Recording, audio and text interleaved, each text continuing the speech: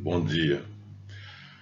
Bem-vindo a todos ao nosso canal do Guia dos Perplexos no YouTube. E não pretendo fazer vídeos longos, mais de 1 hora. Então a minha intenção é fazer vídeos de 35, no máximo 40 minutos. O que aconteceu, eu consegui fazer no vídeo anterior, onde, sob o título de A Agenda Global que Planejou o Covid, eu pedia desculpas, porque quando eu terminei a série Maçonaria Sem Segredos, que deve estar fazendo muita gente morder a língua de ódio, porque eu vi o que estava lá dentro e decidi mostrar a vocês o que é podre, embora haja coisas boas e haja pessoas más que fizeram coisas ruins. São 3 círculos, como eu disse. Então eu decidi fazer essa exposição, quer dizer, botar a nu, espremer o tumor e dizer o que é o segredo da maçonaria. Tendo acabado isso, eu prometi a vocês que eu daria continuidade ao assunto, publicando, quer dizer, tomando como base, assim como eu tomei como base para uma série explicação da Bíblia e os caminhos do cristianismo, os evangelhos sinóticos. Então eu tomei como base para, já está tudo planejado, fazer a nova série prometida no penúltimo vídeo, e que eu disse no último que eu não cumpri, pedi desculpas. Aqui eu estou justificando essa mudança. No anterior, a agenda que planejou o Covid-19, eu pedi desculpa por não ter saído de A Maçonaria Sem Segredos para o ensaio historiográfico da cristandade, ou seja, como é que foi a briga entre Jesus Cristo e Esdras, quando nós analisamos não na Bíblia, mas fora da Bíblia. E aí interrompi, pedi desculpa no vídeo passado, como eu disse, porque veio às minhas mãos algo muito mais sério, porque isso aqui pode esperar, enquanto que o que chegou às minhas mãos não pode esperar. Então, vou fazer isso aqui sim. Esse livro é de minha autoria, né? Então, está aqui, não foi dado a público, mas vai ser gravado no vídeo, mostrando o que é a política, né? E como ela foi criada, política com P minúsculo, e como ela está se desenvolvendo. Isto que eu prometi a vocês e não cumpri, pedi desculpas no vídeo anterior. A agenda que criou a Covid-19. Porque chegou às minhas mãos uma publicação que mostra indiscutivelmente que o Covid-19 foi produzido em 2015. Está pequenininho, mas tem lugares onde ele está maior. Está escrito aqui, 13 de 10 de 2015. Está bem pequenininho, mas não sei se é de lá para cá. É americano, então 13 de 10 de 2015. Ano da patente por Richard Rothschild de um sistema de detecção de infectados pelo Covid-19. Vejam bem, em 2015... o ilustríssimo membro da família Rothschild, Richard de Rothschild, atribui a iniciativa a Peter de Rothschild de pesquisar o morcego SARS, onde estaria supostamente um vírus que nunca os cientistas pretenderam saber o que era, e que ele, no fundo, já tinha desconfianças, porque alguns cientistas sabiam sim, era o Covid. E então, essa denúncia chegou às minhas mãos. E aí eu achei que, nesse momento, ficava mais urgente publicar esses dados do que fazer o que eu tinha prometido, que é a história política da cristandade, que é, no final das contas, a história do embate de duas forças gigantescas, maçonaria e cristianismo, e vou fazer. Mas aquilo pode esperar, e isto não, porque nós estamos morrendo aos milhões. O planejamento de Bill Gates é que haja no final da pandemia do Covid, ou seja, em 2020, 2030, segundo está aqui, porque o que está aqui, algumas pessoas podem dizer, não é confiável, que é do site Anonymous, que é uma sociedade secreta, e ninguém sabe para que lado ela vai, se ela é um ramo dos Illuminati ou se não é. Usam aquelas máscaras brancas para esconder o rosto, mas aqui ele faz a denúncia. Bom, como não é uma sociedade confiável, o que é que eu fiz? Vou repetir. Tomei isso como base e fui adiante.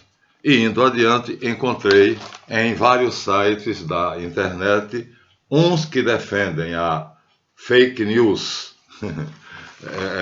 8 sites foram mais importantes, selecionei. E 4 defendem que isto aqui é uma fake news. E 4 defendem que isto aqui é verdadeiro. Entrei nos que defendem a fake news e no trabalho, que vai ser o próximo vídeo, eu vou mostrar a vocês, então, o que é a síntese dos 4 sites que defendem que esse quadro aqui, que diz que um sistema de detecção de se você está afetado pelo Covid-19 foi patenteado por Richard de Rothschild, que afirma que quem iniciou a pesquisa foi o irmão, o primo dele, outro do clã de Rothschild, e está aqui, 13 de outubro de 2015. Está em letras pequenas, né? Mas eu acredito que dá para vocês perceberem, se eu aproximar bem, está em inglês, portanto, olha, 13, onde está meu dedão, de outubro de 2015. A pergunta que fica é, como é que Richard de Rothschild sabia e fez em 2015, 2016, 2017, vacinas que não deram conhecimento ao mundo e um sistema de detecção exportado para vários países do mundo sobre a Covid-19, que só viria a surgir em setembro de 2020 e só viria a se tornar público mesmo em dezembro de 2020, e aí em janeiro de 2021 nós brasileiros percebemos que estávamos diante de um grave perigo. Mesmo assim, os governadores do estado, o governador do estado do Rio de Janeiro e o prefeito do estado do Rio de Janeiro, Crivella e Witzel, disseram que não cancelaria o carnaval, que a multidão, a aglomeração, era o principal meio de propagação do vírus. Perguntado a ele por que não defendeu a vida dos brasileiros, cancelando o carnaval, ele disse cinicamente que os brasileiros, ele jamais teria futuro político se ele cancelasse o carnaval, porque para os brasileiros, bunda de mulher, carnaval, samba e cerveja é a coisa mais deliciosa do mundo. Ele perderia a carreira política dele. Olha que resposta. Isso é resposta de um homem honesto e íntegro dizer: eu sei em dezembro de 2020 que existe uma pandemia, que essa pandemia é de um vírus letal, mas eu sei em 2020, e aí em janeiro de 2021, eu sei que o carnaval será em fevereiro, no mês seguinte, e eu não vou proibir o carnaval, não vou cancelar pela Secretaria de Turismo, financiado pela Secretaria de Turismo, sabendo que a notícia que nos chega através da investigação desse documento é que o principal método de propagação é a aglomeração. Quer dizer, os governantes não estão nem aí para os que eles governam, né? Então eles nos consideram lixo. Foi Witzel e o sobrinho ou primo do Macedo, que é esqueci agora o nome dele, né? Então, Crivella. Como é que esses dois homens podem, então, ter exposto os brasileiros a uma aglomeração fantástica, como é o Carnaval do Rio de Janeiro, o maior espetáculo a céu aberto do mundo, e que vem gente de todas as partes do mundo ver, porque é realmente uma obra de arte, é uma ópera lindíssima, o Carnaval. Então, eles disseram simplesmente que perderiam a carreira política deles, porque o brasileiro nunca mais votaria nos homens que tivessem proibido o carnaval. Então, como isso aqui é suspeito, mas foi o primeiro site que eu abri, eu decidi investigar mais. E aí disse a vocês, fui a 8 sites, 4 dizem que isso aqui é mentira e 4 dizem que isso aqui é verdade. Isso é o que nós vamos explorar no próximo vídeo, porque senão dá tempo, já são 10 minutos. Eu pretendo chegar só a 35. Logo, isso é mais urgente. Mas o que eu prometi, não deixarei de cumprir. Ou seja, a guerra entre dois titãs, que é a Kahal judaica, fundada por Esdras, no ano 430 a.C., e que hoje é o movimento sionista mundial. Você vê, de 430 AC a 2021 DC, a luta é a mesma. E a luta é a mesma e é dita por quem? Eu vou usar esse vídeo para mostrar a vocês uma pequena apresentação do que será isso aqui. Então, no vídeo anterior, eu me desculpava por não fazer isto. Então, por quê? Porque isso será mais urgente. Agora, neste vídeo, eu vou dizer a vocês o que seria isso aqui. Primeiro de que tudo, nós vamos encontrar, e olha, vocês sabem que eu não digo nada da minha cabeça. Tudo para mim é documentado. Então, vou ficar um pouco de lado, porque a coisa começa aqui. Então, nós temos aqui, em 3 volumes, dados nas escolas judaicas, História dos Judeus, escrito por Isaac Zexon. Tem aqui algumas coisas que vocês gostarão de saber, que vai exatamente mostrar que isto é a oposição disto. Então, o que eu vou fazer no vídeo, uma história política da cristandade, ou que tem outro nome, né? Então, na verdade, é confrontar o que está dito aqui em 3 volumes, que é dado na Universidade Hebraica. Quer dizer, a educação do judeuzinho desde pequenininho se baseia no que está aqui. Nos interessa saber. Porque foram eles os responsáveis pelo que está aqui. E eu vou provar isso. O que está aqui é meu, mas tem uma bibliografia, tá? Então, esse é o plano do que eu vou fazer a partir do próximo vídeo, mostrando o embate entre 2 titãs. A Kahal, criada por Esdras em 430 AC, e o seu movimento sionista mundial, criado por Theodor Herzl em 1800, mais ou menos. Esse é o plano da obra.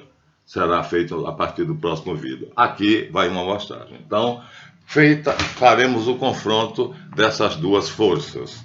Dita claramente aqui, com uma clareza que raia a hipocrisia.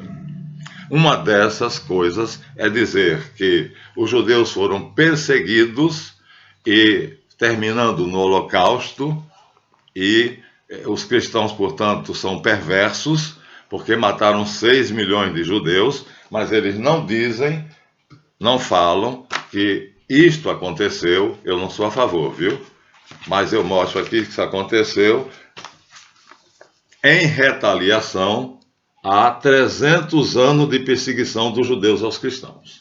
E provo, mostrando aqui, durante 300 anos durou o Holocausto verdadeiro. Quem proferiu a sentença de condenação, como no caso de Cristo, foi a autoridade romana. Mas quem maquinava tudo eram os judeus. Eles odiavam os cristãos. Não todos, porém, diz no Tertuliano. Livro, a sinagoga foi a fonte de todas as perseguições, no original Escorpiões e Deves. Então, nós vamos provar isso. Ele não menciona isso aqui. 300 anos, sabe quantos? 200 mil a 300 mil mártires cristãos em 300 anos. Uma quantidade fabulosa. Eu acho que seria mais do que os 6 milhões de judeus que foram para os campos de concentração de Hitler, que era judeu. E nós vamos mostrar isso a vocês. Essa será, aqui está, a síntese do que será o nosso próximo vídeo. E aí, ele diz uma porção de batatadas. Essa é a primeira. Coitadinho de nós judeus, que fomos perseguidos pelos cristãos. Não concordo com isso. A vingança não é arma dos cristãos. Jesus mandou que nós amássemos os nossos próprios inimigos. Então não sou a favor. Mas o fato de não ser a favor não significa que eu vou pegar a falsa história contada aqui pelos judeus, ao menino judeu desde os 7 anos até a Universidade Hebraica, falsidades que eles acreditam e se tornam inimigos dos cristãos, dizendo que é o contrário, que desde o princípio os cristãos se tornaram inimigos dos judeus. Aqui eu vou mostrar, com essas 2 obras, confrontando, eu vou mostrar a falsidade do que está aqui, a perversidade do que está aqui, usando esse livro como base, que fala dos dois titãs em confronto, e ali ele diz que, na verdade, tudo aconteceu a partir do julgamento de um homem chamado Yeshua, ou Yeshua de Nazaré, que está principalmente nos evangelhos, e que, na verdade, ele diz, na verdade, quem condenou Yeshua foi Pôncio Pilatos, governador romano, procurador da Judéia, e espalharam o boato e a falsidade de que o crime do deicídio, que é assim que se chama tecnicamente, foi atribuído por certas fontes não confiáveis aos judeus. Bom, certas fontes não confiáveis são os evangelhos. Então está aqui a sinopse dos evangelhos, e aqui eu vou dizer para vocês, então, porque Jesus estava, diz ele, sendo temido pelos romanos, porquanto tinha uma multidão que cada vez crescia mais, e o Império Romano, temendo isso, na pessoa de Pôncio Pilatos, especificamente na Judéia, em Jerusalém, então decidiu crucificá-lo. E aí alguns hipócritas juntaram-se e fizeram maquinaram uma história falsa, para que jogassem a culpa do assassinato de Jesus Cristo, porque foi isso, aos judeus. Ora, ele está trazendo uma cúpula de farsantes, eu vou ler no texto. Então fizeram uma versão falsa, que atribui aos judeus a culpa da morte do homem-deus, ou seja, o crime de deicídio. Ora, bolas, ele está dizendo claramente que nossos evangelhos são uma farsa. Vou ler simplesmente assim: prisão de Jesus, começa aqui, olha, está do lado de cá, prisão de Jesus. Se você ler o texto, vou ler só o que interessa. Mateus 26 diz: não terminara Jesus de dizer que seria traído, quando Judas, um dos 12, chegou acompanhado de grande multidão, armada de paus e pedras, e de espadas, que foram enviadas pelos príncipes dos sacerdotes e pelos anciãos do povo. Judeu, o Sinédrio, não está aqui, César não está em questão, Pilatos não aparece aqui. Então, quem foi prender Jesus?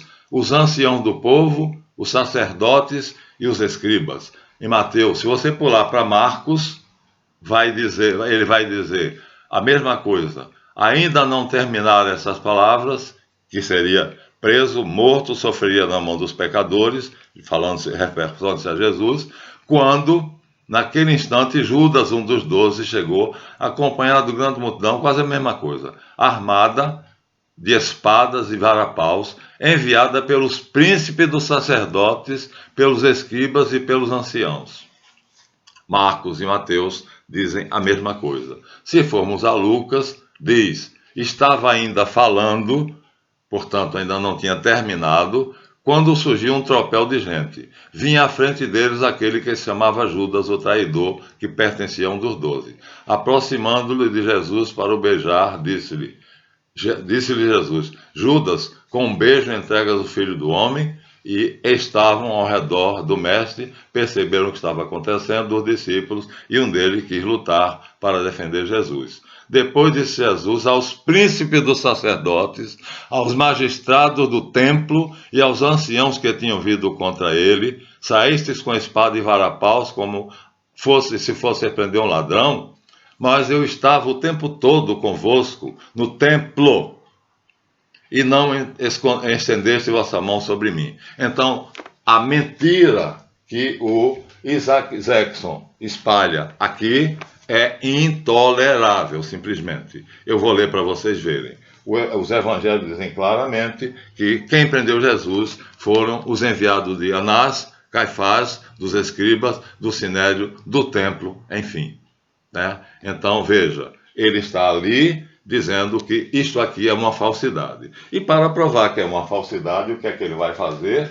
Eles vão criar, financiar pesquisadores que vão escrever 115 ou mais evangelhos, Evangelho de Maria Madalena, tudo falso, mas a questão agora é confundir os cristãos para poder que aquele relato da prisão de Jesus, que foi feito pelos judeus das sinagogas, pelos escribas e pelos sacerdotes do templo, principalmente os chefes Anás e Caifás. Então aqui, numa coletânea de falsos evangelhos, né, financiado por eles, alguns eruditos encontram documentos, os documentos existem, mas não têm nenhuma veracidade. Por isso são chamados apócrifos, quer dizer, que estão escondidos, mantidos à distância do povo. Mas está aqui, eu tenho um e você pode comprar. Os evangelhos apócrifos estão à disposição de cada um, só que não são a mesma coisa que os evangelhos canônicos.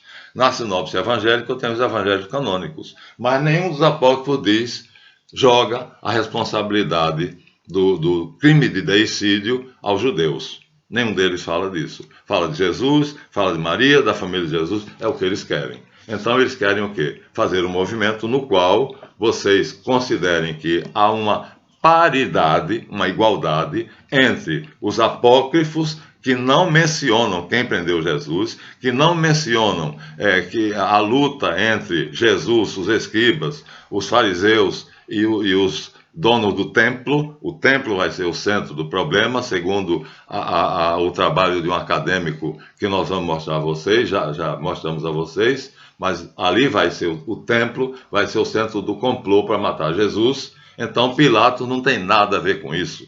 Tibério, imperador de Roma, não tem nada a ver com isso. E aí Isaac Zexon mentirosamente vai dizer que o problema todo da prisão e morte de Jesus é porque Jesus ameaçava o poder romano. Ora, nós sabemos da frase conhecidíssima que quando perguntaram a Jesus, os judeus odiavam pagar tributo. Isso significava para eles a maior humilhação porque eles eram o povo eleito. E sendo o povo eleito, então como é que eles podiam pagar tributo? Ou seja, a prova de servidão era o tributo. E aí Jesus Cristo diz, alguém tem uma moeda do tributo, alguém tira do bolso uma moeda e mostra. E ele diz de quem é a efígie, o retrato, e a pessoa que apresentou diz de César. Isso cercado por escribas, fariseus, saduceus e os anciãos do templo.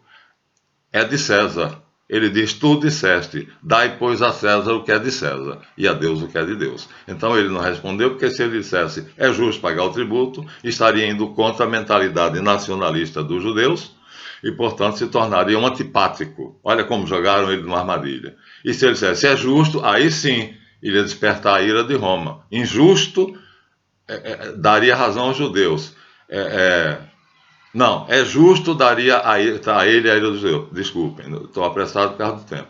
Ou seja, se Jesus dissesse, a pergunta, é justo pagar o tributo? Se ele dissesse sim, é justo, ele estaria, assim, se desmoralizando diante de toda a comunidade judaica.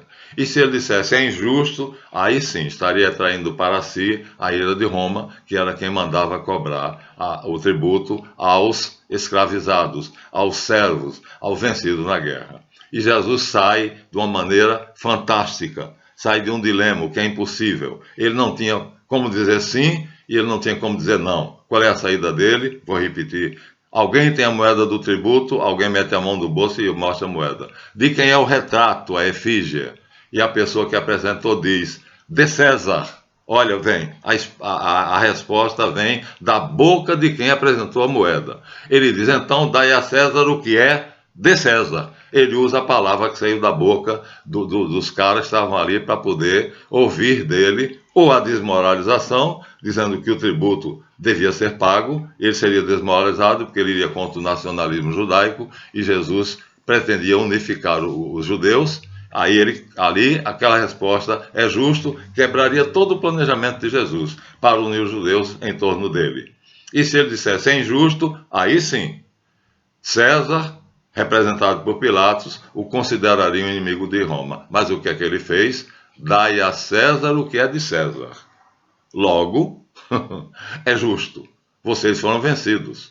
Houve uma guerra, vocês perderam. E dai a Deus o que é de Deus, que os escribas não estavam dando. Pegavam o tesouro do templo e usavam para si mesmos.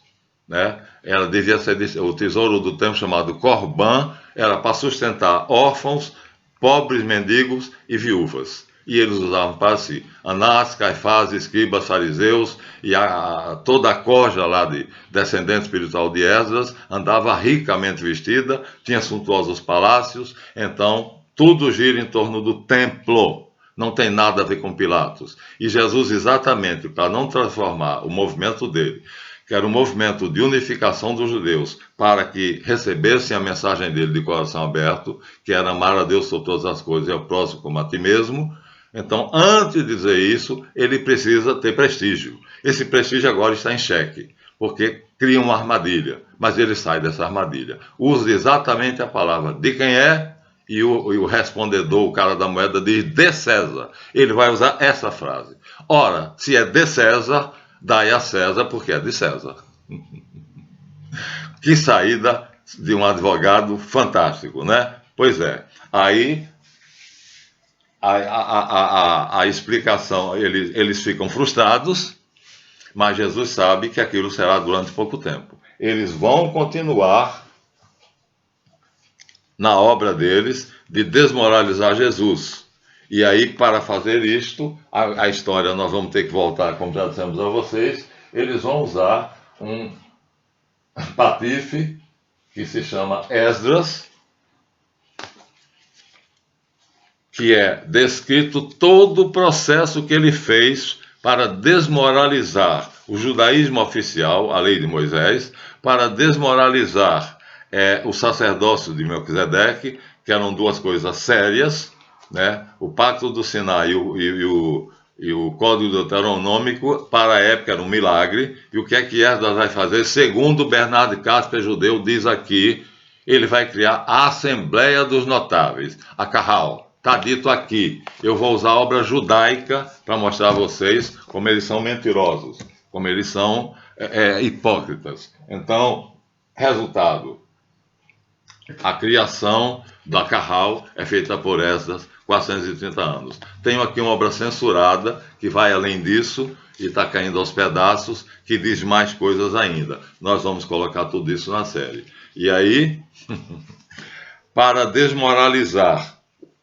a lei de Moisés, o Código Deuteronômico, que obrigava as pessoas a serem honestas segundo o costume da época, não proibia a escravidão, mas inaugurava uma nova maneira de um homem ter posse sobre outro homem, a servidão.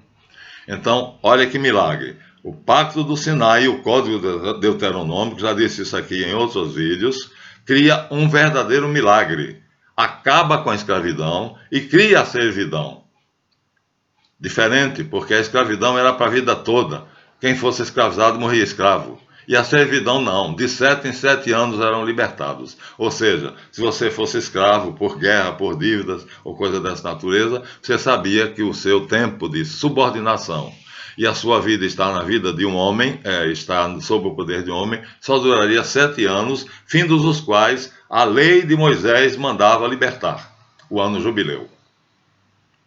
Um milagre, e obriga a classe rica a sustentar a classe pobre, a dar paridade de justiça, não fará distinção no julgamento entre um pobre e um rico, nem puxando para o lado do pobre, nem puxando para o lado do rico, porque a justiça pertence a Javé.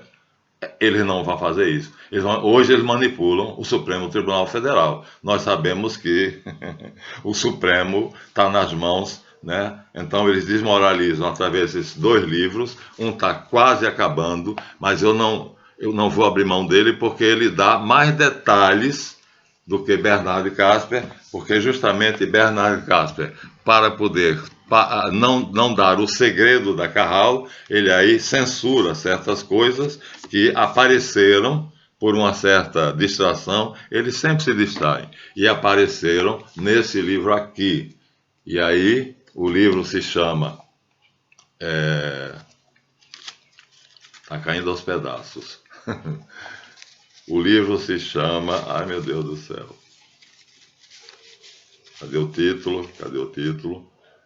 Panorama da Literatura Judaica. Então, o livro se chama Panorama da literatura judaica, portanto, pretende ser um livro de literatura, mas na verdade vai revelar coisas fantásticas que o nosso queridíssimo, esperto, arguto e matreiro Bernard Casper vai dizer que foi uma obra criada por Esdras para salvar os judeus da extinção e proteger o judaísmo. Proteger o judaísmo, o que tenho aqui nas minhas mãos é uma apostila. Essa apostila é de um acadêmico.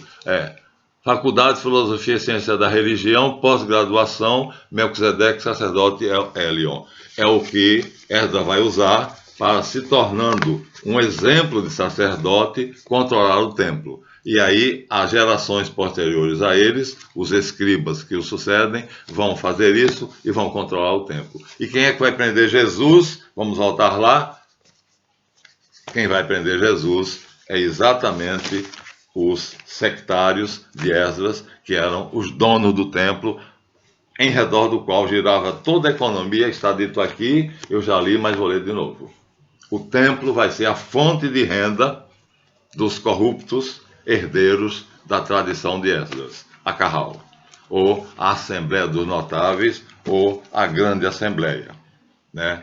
O Sinédrio Secreto, que havia um Sinédrio exposto e um Sinédrio Secreto. Chegamos ao final, mas aqui vocês vão ver então como é que eles tentaram desmoralizar a ordem de Melquisedeque. Está dito aqui, ou seja, o sacerdócio foi desmoralizado, é descrito aqui por um pós-graduado em Ciência da Religião, Célio Silva, de São Bernardo do Campo, ano 2006, num trabalho acadêmico. Portanto, sem nenhum comprometimento religioso, o que ele pretende é trazer dados históricos que mostram que Esdras criou o Templo de Jerusalém, quer dizer, transformou. Esdras não criou. O templo foi criado por Salomão no ano 960 e Esdras é de 430. De antes de Cristo para cá, a gente vem diminuindo. Então, 960 está mais para lá.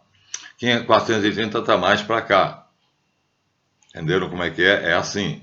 Então, Salomão cria o Templo de Salomão para servir de unidade do povo judeu ao redor da figura do rei, que era Davi e depois ele, e aí ele, perverso e pervertido, então termina-se se tornando idólatra, e aí a religião judaica, sendo utilizado ele, vai ser desmoralizada. Então Salomão abandonou completamente o Código Deuteronômico, abandonou completamente o Pacto do Sinai, 960 esposas e 300 concubinas.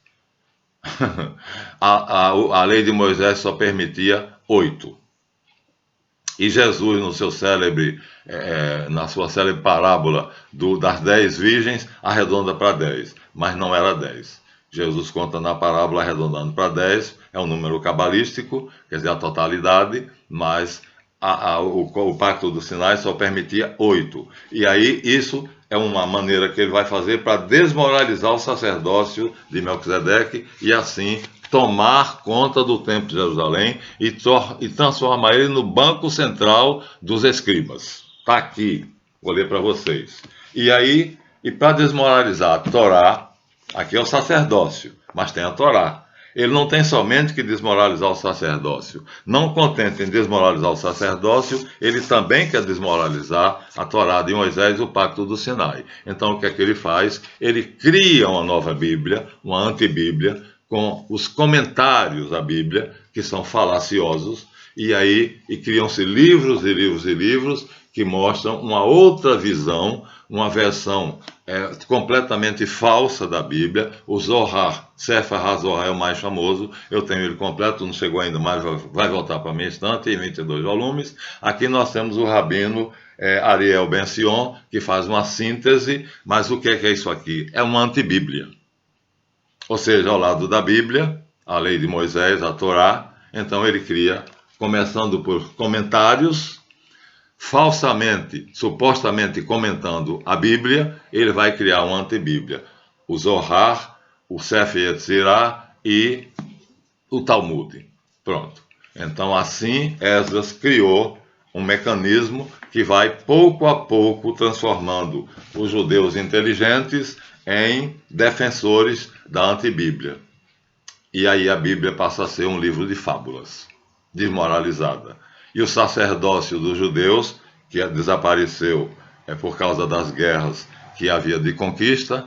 Então, a Roma foi apenas uma das nações que conquistou a Palestina, mas os judeus palestinos, na época, no ano de que Jesus nasceu, eram como prostitutas, passaram do domínio egípcio, que Moisés os libertou, segundo o livro do Êxodo, para o domínio dos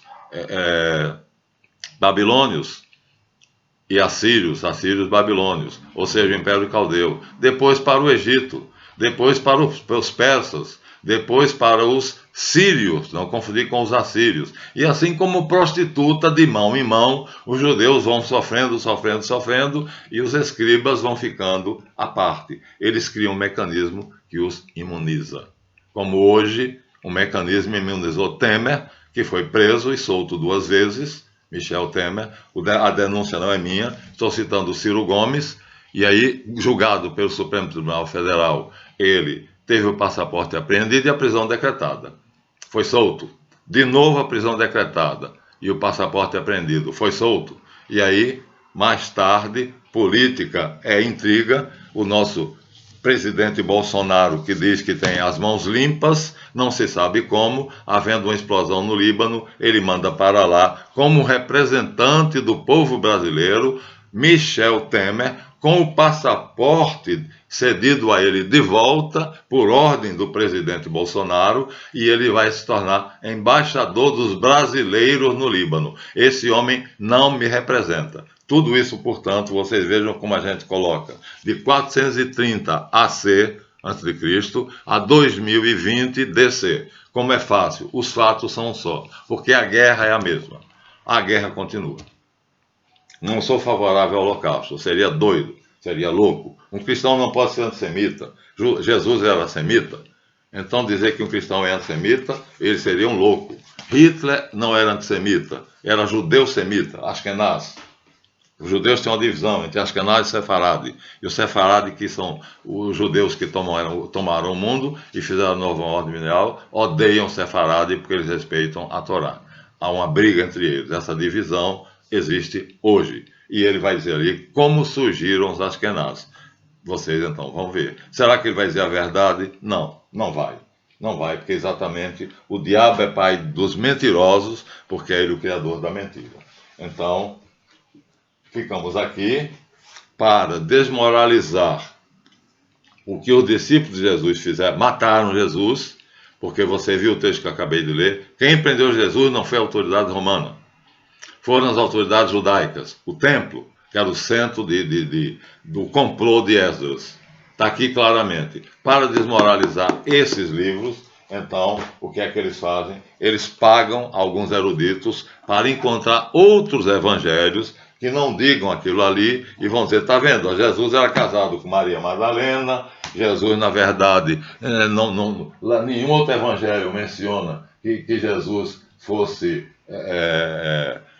o Messias. Há um vídeo aí de um famoso escritor que diz que Jesus nunca disse que era Cristo e nunca disse que era Deus, então ele não conhece o cristianismo, a Bíblia dele não é a mesma que a minha, deve ser a da Carral. Aqui está, o Santo Grau e Linhagem Sagrada, são os 3 historiadores que fazem a pesquisa, e Dan Brown aproveita a pesquisa para poder mostrar que Jesus e Madalena eram amantes, ou ficavam, de qualquer maneira transavam e tinham uma filha. Isso tudo produzido por eles. Hollywood, a fábrica de sonhos, foi comprada por Charlie Chaplin, o Carlitos tão famoso. E assim, vamos dizer também que no Brasil, a independência do Brasil foi obra da maçonaria.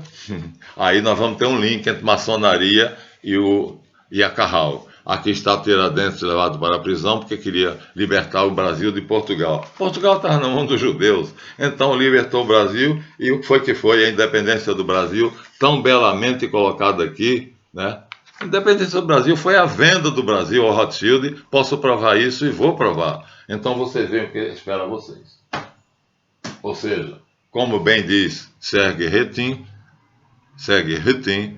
que era o livro preferido, o livro de cabeceira do meu queridíssimo irmão José Castellani, fundador da maçonaria a qual eu pertenço. Então, essa guerra envolve uma estratégia fantástica, e essa estratégia supõe a mentira, a hipocrisia, a falsidade. E é o que nós estamos vivendo, e aí por isso eu achei que era bem apropriado pegar esse documento, e como eu não tive, assim, achei que vocês poderiam duvidar dos anônimos, eu fui a outros sites mais confiáveis e copiei, está aqui no meu netbook, porque eu vou ler o netbook, vou abrir, vou pegar o documento e vou ler para vocês. Ele é longo de 64 páginas, eu terei que reduzi-lo. Então, o que é que acontece? Aí está a minha justificativa. Porque um assunto tão candente e que vai interessar a vocês, serão vários capítulos, essa briga de titãs, que começa por Esdras no ano 430 AC, é acirrada por Theodore Herzl, que é um nome falso, como sempre, mentirosos, e aí o nome dele é Benjamin Zeev.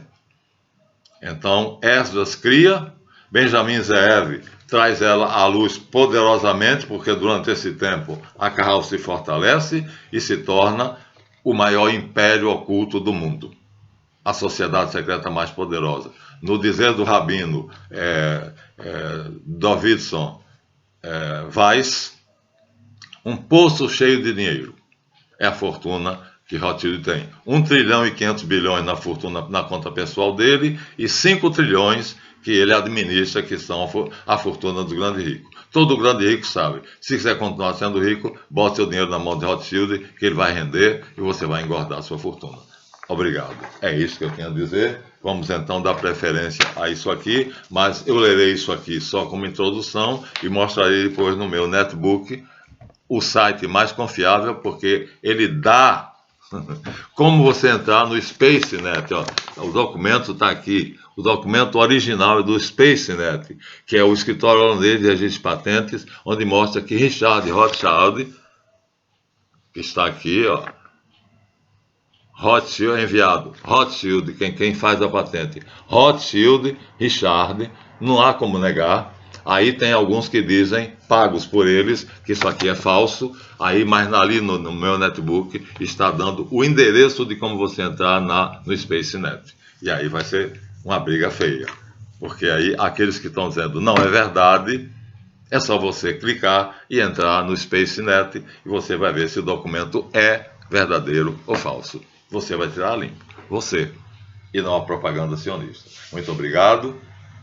Então gravamos assim o nosso segundo vídeo, fizemos um tempo de 42 minutos, 50, 43, não devia passar de 40, né? 40 já seria o máximo. Deem seu like, comentem, eu tenho recebido comentários muito inteligentes, e inscrevam-se no nosso vídeo que tem aumentado, graças a Deus. De 56 iniciais, nós já estamos em quase 120 inscritos, ou seja, uma elite que quer saber a verdade. Ademã, como dizia Abraham Suede, que eu vou em frente. Até o próximo. Pax Domini Nosso Jesus Cristo, sit semper vobisco. Que a paz de nosso Senhor Jesus Cristo seja sempre convosco.